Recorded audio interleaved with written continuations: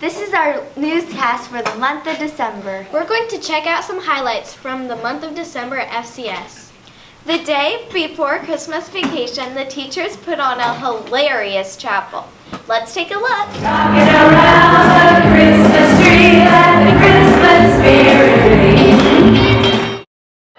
They talk dirty, they hit little kids, they cut their teachers, and they set fire to Fred Shoemaker's old broken down tool house.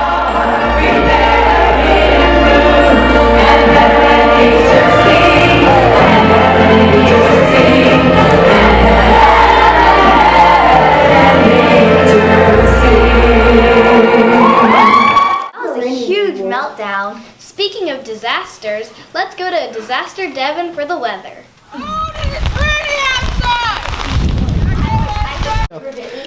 This Monday, we have a sunny day that will be a high at 63 degrees, as you can see over here. And after that, on Tuesday, we have another sunny day. I don't know why it's so sunny. My hair is really wet because I feel like it.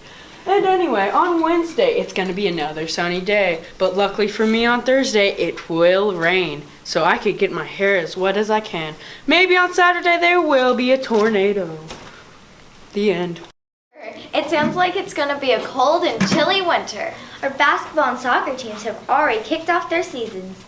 Now let's take a look at the game of the month featuring our girls varsity basketball team versus Rio Honda. Hi, I'm Gavin and this is my sports report. Our soccer and basketball teams have kicked off the season with a bang. The girls varsity team has a record of 1-1 in the league with a win against Pasadena, and JV's record is 2-0. The boys JV record is very good so far with a 4-1 record, and varsity boys coming in with a 3-5 record and 0-2 in the record in the league. Soccer has won its first game against Brea with a 2-1 win for the girls, and boys play their first game on January 12th. So if you happen to see one of the players, wish them good luck. Congrats to our girls basketball teams and a job well done. There will be many more games to come. Make sure to check out the Sports Center on our website for all the latest updates for our sports teams. Speaking of sports, the NFL is starting their playoffs this week.